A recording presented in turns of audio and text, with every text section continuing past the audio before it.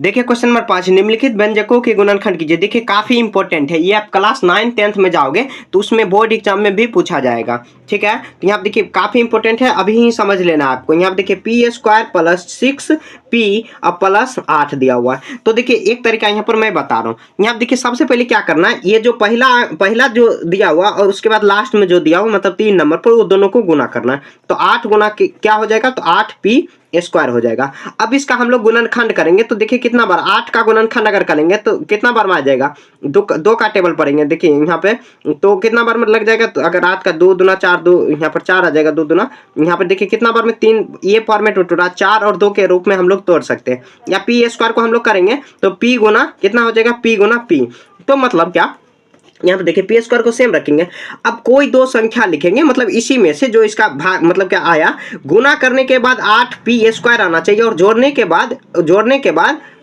या घटाने के बाद 6p आना चाहिए, मतलब 6p। तो हम लोग ऐसे कर सकते हैं। तो यहाँ देखिए 4p अब प्लस 2p के रूप में तोड़ सकते हैं। अब देखिए पी स्क्वायर को भी अगर 4 इधर जोड़े, 4 और 2 6 होता ही है, जोड़ दिया, 4 दूनी 8 और p स्क्वायर हो जाएगा प्लस 8। देखिए एक बार में आपको अगर ये समझ में नहीं आया तो आपको बस घबराना नहीं कि मुझे समझ में नहीं है, थोड़ा सा टफ है दिया हुआ, टफ नहीं मतलब समझ जाओगे तो और आसान हो जाएगा। यहाँ देखिए ये दोनों को आप कॉमन लेना है। तो यहाँ देखिए पी स्क्वायर में p कॉमन लेंगे तो बच गया कौन, p बचा, उसके बाद 4 बचा और यहाँ पे प्लस 2 यहाँ पर निकाल लेंगे तो p अब प्लस 2 चौके 8 4। देखिए अब ये बनाने का तरीका क्या है आपको चेक करने का, p प्लस 4 जो ब्रैकेट में बंद है वो दोनों सेम होना चाहिए, सेम नहीं है तो मतलब आपका गलती है। तो यहाँ पे देखिए बच गया, देखिए ये दोनों यहाँ पर एक सेक्शन है, यहाँ पर ये दोनों में से कौन p प्लस 4 कॉमन ले लेंगे तो बच गया कौन, p प्लस 2 बचा, यह इसका आंसर आ जाएगा। समझ गए, एक बार में समझ में नहीं है आ रहा है तो आप दोहरा के वीडियो को देख लेना। ठीक है, अगला क्वेश्चन बताते हैं उसके बाद और समझ में आ जाएगा। तो यहाँ पे देखिए क्यू स्क्वायर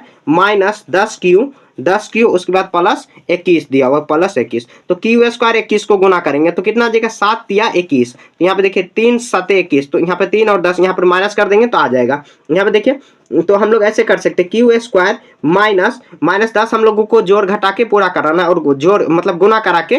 तो यहाँ पे देखिए 3q और माइनस 7q। तो यहाँ देखिए अगर -3 को 7 या 21 माइनस प्लस और 7q स्क्वायर हो जाएगा, गुना करेंगे तब और घटाएंगे या जोड़ेंगे तो -3q और -7q, तो यहाँ पर कितना आ जाएगा -10q अब प्लस 21। अब कॉमन लेंगे तो यहाँ पर देखिए कॉमन q हो जाएगा बाहर, q यहाँ पर निकाल लेंगे, बच गया 3। यहाँ पर फिर से माइनस कितना कॉमन ले सकते हैं, तो हम लोग यहाँ पे -7 कॉमन लेंगे तो q यहाँ पर देखिए प्लस और माइनस करवाना है तो माइनस होगा और 3। तो यहाँ देखिए q-3 सेम है तो बच गया कौन, q-7 उसके बाद q-3, यह इसका आंसर आ जाएगा।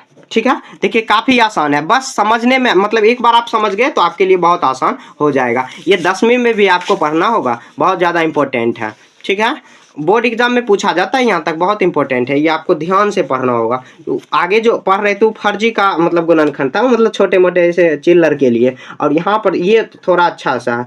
यहाँ पर देखिए 6q और -16। अब देखिए 16 को हम लोग गुना करेंगे तो यहाँ पर देखिए 16p स्क्वायर हो जाएगा, p स्क्वायर सॉरी p नहीं, यहाँ पर p दिया हुआ, यहाँ पर p कर देंगे, इसको p करेंगे तो यहाँ देखिए p स्क्वायर। अब देखिए यहाँ पर कितना आ जाएगा, तो यहाँ पर हम लोग कर सकते हैं तो 16 का देखिए 2 8 16 8 2 16। अगर मान लीजिए कि 8p में से अगर 2p घटा देंगे तो हो जाएगा, ऐसे भी हो जाएगा। तो यहाँ पे देखिए 8 दूनी 16 और यहाँ पे घटाएंगे और p स्क्वायर माइनस हो जाएगा तो ऐसे भी हो गया, और घटाएंगे तो 6p मतलब 6p आ ही जाएगा। अब गुना करेंगे, यहाँ देखिए p कॉमन लेंगे तो p प्लस 8 हुआ। अब यहाँ पर देखिए क्या कॉमन लेंगे, तो यहाँ पर 2 कॉमन लेंगे तो ये p और यहाँ पर प्लस हो जाएगा क्योंकि प्लस माइनस माइनस करेगा ये 8। देखिए p प्लस 8 सेम है, तो अब क्या करेंगे तो p प्लस 8 बाहर निकाल लेंगे और बच गया कौन, तो p और -2 बचा, p -2 हो गया, यह इसका आंसर हो जाएगा। ठीक है, ये काफी इंपॉर्टेंट है, क्वेश्चन नंबर 5 जो है काफी इंपॉर्टेंट है। आपको 2-3 बार वीडियो को दोहरा के आप क्वेश्चन नंबर 5 को